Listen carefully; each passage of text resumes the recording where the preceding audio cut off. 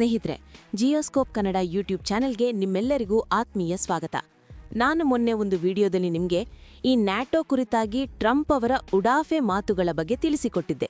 Trump ಏನ್ ಹೇಳಿದ್ರು, ಒಂದು ವೇಳೆ ನನ್ನ ಮಾತನ್ನ ಕೇಳಿಲ್ಲ ಅಂದ್ರೆ ಅಮೆರಿಕದ ಇಂಟ್ರೆಸ್ಟ್ಗೆ ಅನುಸಾರವಾಗಿ ಯುರೋಪ್ನ ದೇಶಗಳು ನಡೆದುಕೊಂಡಿಲ್ಲ ಅಂತಂದ್ರೆ ನ್ಯಾಟೋನೇ ಎಂಡ್ ಆಗುತ್ತೆ ಅನ್ನುವ ರೀತಿಯಲ್ಲಿ ಮಾತನಾಡಿದ್ರು. ಅದಕ್ಕೂ ಮುಂದುವರೆದು ಟ್ರಂಪ್ ಏನ್ ಹೇಳಿದ್ರು ಕೇಳಿದ್ರೆ, ಯುಎಸ್ ಇಲ್ಲದೆ ಹೋದ್ರೆ ನ್ಯಾಟೋ ಶೂನ್ಯ ಅಂತ, ಅಂದ್ರೆ ಯುಎಸ್ ಇರೋದ್ರಿಂದಾಗಿ ನ್ಯಾಟೋ ಇದೆ ಅಂತ ಟ್ರಂಪ್ ಓಪನ್ ಆಗಿ ಎಲ್ಲ ರಾಷ್ಟ್ರಗಳಿಗೆ ಅವಮಾನ ಮಾಡುವ ರೀತಿಯಲ್ಲಿ ಸ್ಟೇಟ್ಮೆಂಟ್ ಕೊಟ್ಟಿದ್ರು. ಈಗ ಇದರಲ್ಲಿ ಒಂದಷ್ಟು ಡೆವಲಪ್ಮೆಂಟ್ಗಳು ಆಗೋದಕ್ಕೆ ಶುರುವಾಗಿದ್ದಾವೆ. ಮುಖ್ಯವಾಗಿ ಯುರೋಪ್ನ ರಾಷ್ಟ್ರಗಳು ಒಂದೊಂದಾಗಿ ಮಾತನಾಡೋದಕ್ಕೆ ಶುರು ಮಾಡಿದಾವೆ. ಫ್ರಾನ್ಸ್ನ ನ್ಯಾಷನಲ್ ಅಸೆಂಬ್ಲಿಯಲ್ಲಿ ಬಹಳ ದೊಡ್ಡ ಡೆವಲಪ್ಮೆಂಟ್ ಆಗಿದೆ. ಅವರು ನ್ಯಾಟೋದಿಂದಲೇ ಹೊರಬರಬೇಕು ಅಂತ ಹೇಳಿ ಒಂದು ರೆಸಲ್ಯೂಷನ್ ಅನ್ನು ತಂದಿದ್ದಾರೆ.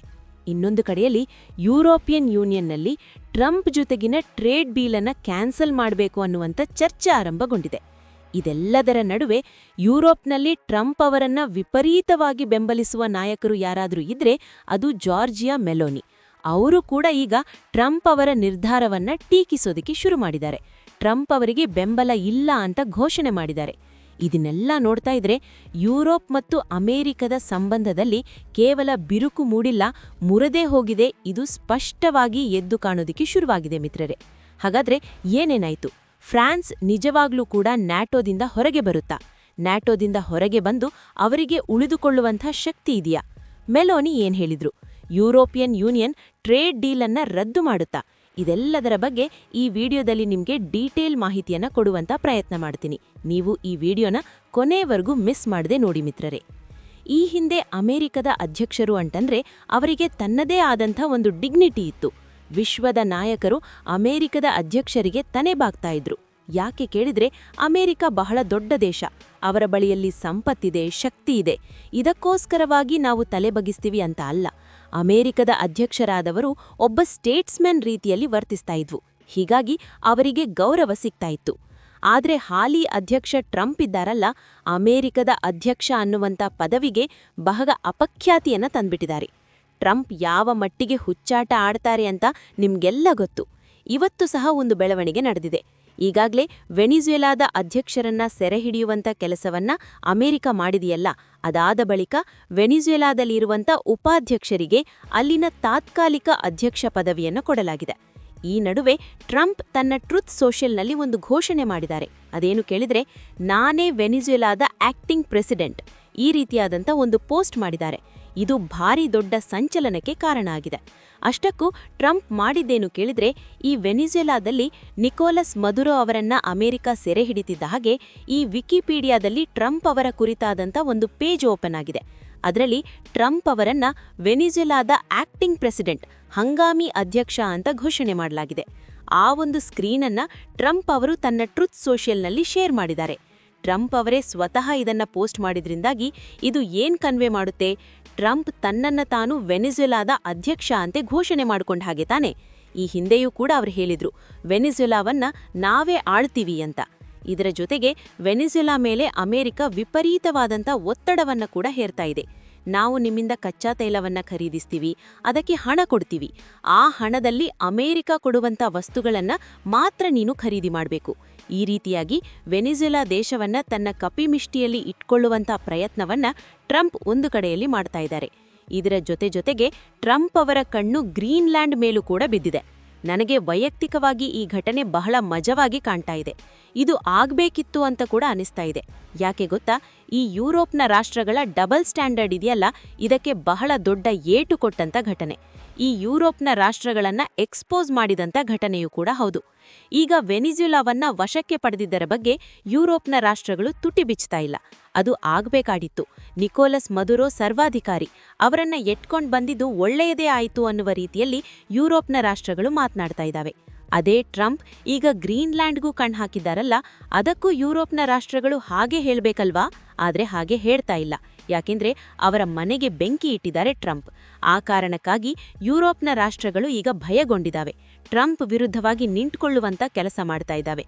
ಈ ಗ್ರೀನ್ಲ್ಯಾಂಡ್ ವಿಚಾರವಾಗಿ ಟ್ರಂಪ್ ಅವರ ನಡೆಯನ್ನ ವಿಪರೀತವಾಗಿ ಖಂಡಿಸ್ತಾ ಇರುವಂಥದ್ದು ಫ್ರಾನ್ಸ್. ನಾನು ಮೊನ್ನೆ ಕೂಡ ನಿಮಗೆ ಹೇಳಿದ್ದೆ, ಫ್ರಾನ್ಸ್ನ ಅಧ್ಯಕ್ಷ ಇಮ್ಯಾನ್ಯುಯಲ್ ಮ್ಯಾಕ್ರಾನ್ ಓಪನ್ ಆಗಿ ಸ್ಟೇಟ್ಮೆಂಟ್ ಕೊಟ್ಟಿದ್ದಾರೆ, ಇದನ್ನ ನಾವು ಯಾವುದೇ ಕಾರಣಕ್ಕೂ ಒಪ್ಪೋದಿಲ್ಲ ಅಂತ. ಅವರು ಹೇಳಿದ್ದಾರೆ, ಹಾಗೆ ವಿಶ್ವ 2 ಕೂಟಗಳಾಗಬಾರ್ದು, ಅಂದ್ರೆ ವಿಭಜನೆ ಆಗಬಾರ್ದು, ಎಲ್ಲರೂ ಒಟ್ಟಾಗಿ ಹೋಗಬೇಕು.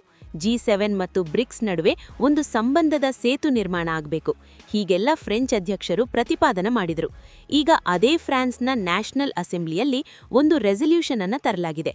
ನ್ಯಾಷನಲ್ ಅಸೆಂಬ್ಲಿ ಅಂತಂದ್ರೆ ಫ್ರಾನ್ಸ್ನ ಲೋವರ್ ಹೌಸ್, ನಮ್ಮಲ್ಲಿ ಲೋಕಸಭೆ ಇದ್ದಂತೆ. ಆ ಅಸೆಂಬ್ಲಿಯಲ್ಲಿ ಅಲ್ಲಿನ ಉಪಾಧ್ಯಕ್ಷರು ಒಂದು ರೆಸಲ್ಯೂಷನ್ ತಂದಿದ್ದಾರೆ. ಅದರಲ್ಲಿರುವಂಥ ಅಂಶ ಏನು ಕೇಳಿದ್ರೆ, ಫ್ರಾನ್ಸ್ ನ್ಯಾಟೋದಿಂದ ಹೊರಗೆ ಬರಬೇಕು. ಈ ನ್ಯಾಟೋ ಒಂದು ಮಿಲಿಟರಿ ಕೂಟ, ಅದು ಕೇವಲ ಅಮೆರಿಕದ ಇಂಟ್ರೆಸ್ಟ್ಗನುಸಾರವಾಗಿ ನಡೆಯುತ್ತೆ. ಈ ಕೂಟದಲ್ಲಿ ಇತರ ಸದಸ್ಯ ರಾಷ್ಟ್ರಗಳಿಗೆ ಮಾನ್ಯತೆ ಇದ್ದಂತೆ ಕಂಡುಬರ್ತಾ ಇಲ್ಲ. ಹೀಗಾಗಿ ಫ್ರಾನ್ಸ್ ಈ ನ್ಯಾಟೋದಿಂದ ಹೊರಗೆ ಬರಬೇಕು ಅಂತ ಹೇಳಿ ಫ್ರಾನ್ಸ್ನ ನ್ಯಾಷನಲ್ ಅಸೆಂಬ್ಲಿಯಲ್ಲಿ ರೆಸಲ್ಯೂಷನ್ ತರಲಾಗಿದೆ. ಈಗ ನೀವು ನನಗೊಂದು ಪ್ರಶ್ನೆ ಕೇಳಬಹುದು, ಫ್ರಾನ್ಸ್ನ ಅಸೆಂಬ್ಲಿಯಲ್ಲಿ ಇದು ಪಾಸ್ ಆಗುತ್ತಾ? ಫ್ರಾನ್ಸ್ ಖಂಡಿತವಾಗ್ಲೂ ಕೂಡ ನ್ಯಾಟೋದಿಂದ ಹೊರ ಹೋಗ್ಬಿಡುತ್ತಾ ಅಂತ? ಈ ವಿಚಾರವನ್ನ ಸಾರಾ ಸಗಟಾಗಿ ತಳ್ಳಿ ಹಾಕೋದಕ್ಕಂತೂ ಸಾಧ್ಯ ಇಲ್ಲ. ಯಾಕೆ ಅಂತಂದ್ರೆ ಫ್ರಾನ್ಸ್ ಈ ಹಿಂದಿನಿಂದಲೂ ಕೂಡ ಒಂದು ಗುರಿಯನ್ನ ಇಟ್ಕೊಂಡಿದೆ. ಅದೇನು ಕೇಳಿದ್ರೆ, ಈ ಯುರೋಪ್ನ ರಾಷ್ಟ್ರಗಳಿದಾವಲ್ಲ, ಅದಕ್ಕೆಲ್ಲ ನಾನೇ ಬಾಸ್ ಆಗ್ಬೇಕು ಅಂತ. ಆದ್ರೆ ಈಗಿನ ಪರಿಸ್ಥಿತಿಯಲ್ಲಿ ಅದು ಸಾಧ್ಯವಾಗೋದಿಲ್ಲ. ಯಾಕೆ ಅಂತಂದ್ರೆ ನ್ಯಾಟೋ ಇದೆ, ನ್ಯಾಟೋದ ನೇತೃತ್ವ ಅಮೆರಿಕದ ಕೈಲೇ ಇದೆ. ಅಮೆರಿಕ ಇರುವ ಕಾರಣದಿಂದಾಗಿ ನ್ಯಾಟೋ ಇರೋದು ಅಂತ ಜಗತ್ತಿಗೆ ಗೊತ್ತಿರುವಂತಹ ವಿಚಾರ. ಇಂತಹ ಸಂದರ್ಭದಲ್ಲಿ ಫ್ರಾನ್ಸ್ ನಾನು ಯುರೋಪ್ನ ನೇತೃತ್ವವನ್ನ ತೆಗೆದುಕೊಳ್ತೀನಿ ಅಂತಂದ್ರೆ ಯಾವ ದೇಶ ಒಪ್ಕೊಳುತ್ತೆ? ಹೀಗಾಗಿ ಫ್ರಾನ್ಸ್ ಒಳಗೊಳಗೆ ಏನು ಸ್ಕೆಚ್ ಹಾಕ್ತಾ ಇದೆ ಗೊತ್ತಾ? ನ್ಯಾಟೋ ವೀಕ್ ಆದಷ್ಟು ನಮಗೆ ಲಾಭ ಆಗತ್ತೆ ಅಂತ. ಫ್ರಾನ್ಸ್ಗೆ ನ್ಯಾಟೋ ಮುಖ್ಯವಾಗಿಲ್ವಾ ಕೇಳಿದ್ರೆ ಸದ್ಯದ ಮಟ್ಟಿಗೆ ಇಂಪಾರ್ಟೆಂಟ್ ಆದ್ರೂ ಕೂಡ ಫ್ರಾನ್ಸ್ಗೆ ಧೈರ್ಯ ಏನು ಗೊತ್ತಾ? ಅವರು ವಿಶ್ವಸಂಸ್ಥೆಯ ಭದ್ರತಾ ಮಂಡಳಿಯಲ್ಲಿ ಕಾಯಂ ಸದಸ್ಯತ್ವವನ್ನ ಹೊಂದಿದ್ದಾರೆ. ಜೊತೆಗೆ ಫ್ರಾನ್ಸ್ ಒಂದು ನ್ಯೂಕ್ಲಿಯರ್ ಪವರ್ ದೇಶ. ಯುರೋಪ್ನಲ್ಲಿ ಯುಕೆಗೆ ಸರಿಸಮವಾದಂತಹ ಮಿಲಿಟರಿ ಬಲವನ್ನ ಕೂಡ ಅವರು ಹೊಂದಿದ್ದಾರೆ. ಯುರೋಪ್ನ ದೊಡ್ಡ ದೇಶವೂ ಕೂಡ ಹೌದು.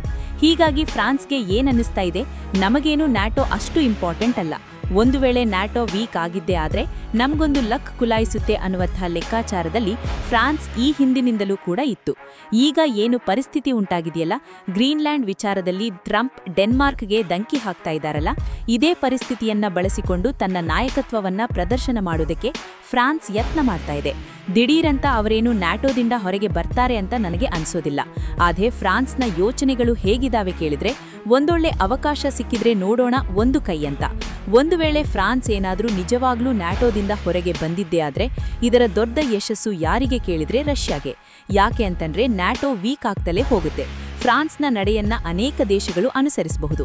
ಇಷ್ಟೆಲ್ಲ ಆದ ಬಳಿಕವೂ ಕೂಡ ಟ್ರಂಪ್ ಏನಾದರೂ ಗ್ರೀನ್ಲ್ಯಾಂಡ್ ಅನ್ನ ವಶಕ್ಕೆ ಪಡೆದಿದ್ದೇ ಆದ್ರೆ ಅದೊಂದು ಐತಿಹಾಸಿಕವಾಗಿ ದೊಡ್ಡ ಬ್ಲೆಂಡರ್ ಆಗಬಹುದು.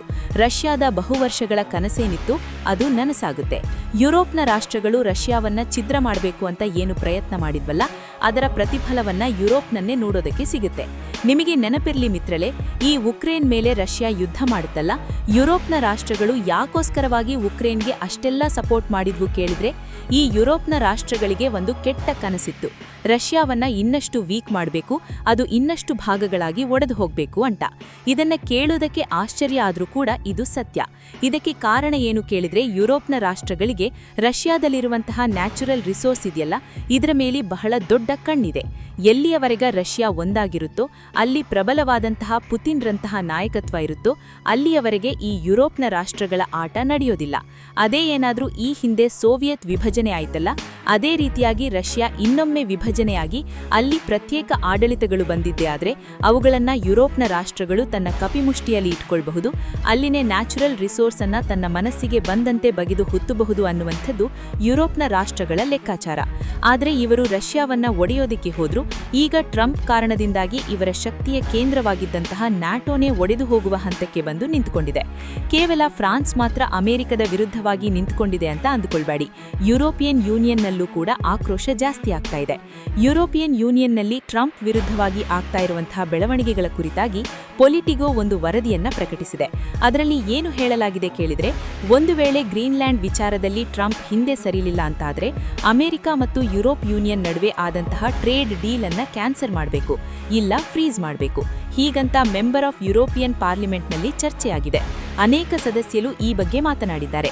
ಕೆಲವರಂತೂ ಅಮೆರಿಕದ ಮೇಲೆ ಮತ್ತು ಅಮೆರಿಕದ ಕಂಪನಿಗಳ ಮೇಲೆ ಕೆಲ ಸ್ಯಾಂಕ್ಷನ್ಸ್ಗಳನ್ನು ವಿಧಿಸುವ ಬಗ್ಗೆಯೂ ಕೂಡ ಮಾತನಾಡಿದ್ದಾರೆ.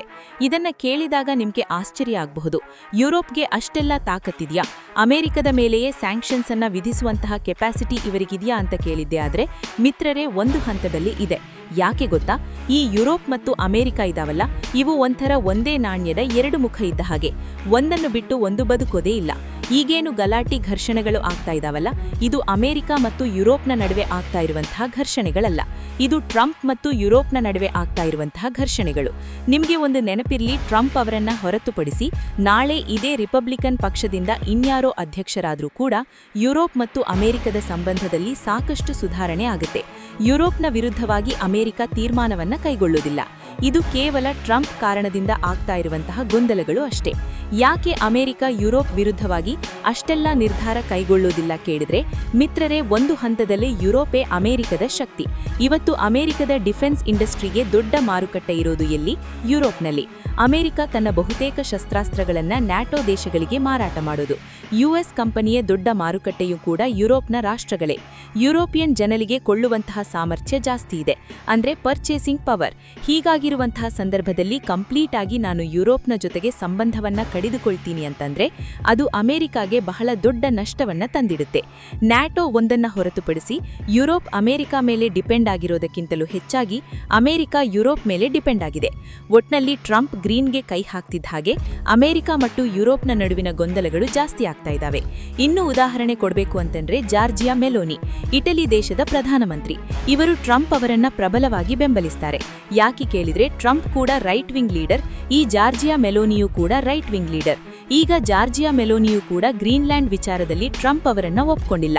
ನಾವು ವೆನಿಜುವೆಲಾ ವಿಚಾರದಲ್ಲಿ ಟ್ರಂಪ್ ನಡೆಯನ್ನ ಒಪ್ಕೊಂಡಿದ್ದೀವಿ, ಅದನ್ನ ಬೆಂಬಲಿಸಿದ್ದೀವಿ. ಆದ್ರೆ ಗ್ರೀನ್ಲ್ಯಾಂಡ್ ಅನ್ನ ಅಮೆರಿಕ ವಶಕ್ಕೆ ಪಡೆಯುತ್ತೆ ಅಂತ ಅಂದ್ರೆ ನಾವು ಅದನ್ನ ಒಪ್ಕೊಳ್ಳೋದಿಲ್ಲ ಅಂತ ಜಾರ್ಜಿಯಾ ಮೆಲೋನಿ ಬಹಳ ಸ್ಪಷ್ಟ ಶಬ್ದಗಳಲ್ಲಿ ಹೇಳಿದ್ದಾರೆ. ಹಾಗೆ ವ್ಯಂಗ್ಯದ ರೂಪದಲ್ಲಿ ಅಮೆರಿಕದ ಟ್ರಂಪ್ ಸರ್ಕಾರಕ್ಕೆ ಒಂದು ಟಾಂಟ್ ಕೂಡ ಕೊಟ್ಟಿದ್ದಾರೆ. ಮೆಲೋನಿ ಅವರಿಗೆ ಪತ್ರಕರ್ತರು ಒಂದು ಪ್ರಶ್ನೆ ಕೇಳ್ತಾರೆ, ಈಗ ಅಮೆರಿಕದ ವಿರುದ್ಧವಾಗಿ ಕ್ರಮ ಕೈಗೊಳ್ಳಬೇಕು ಅಂತ ಕೆಲವರು ಮಾತನಾಡ್ತಾ ಇದ್ದಾರೆ, ನೀವೇನು ಹೇಳ್ತೀರಿ ಅಂತ.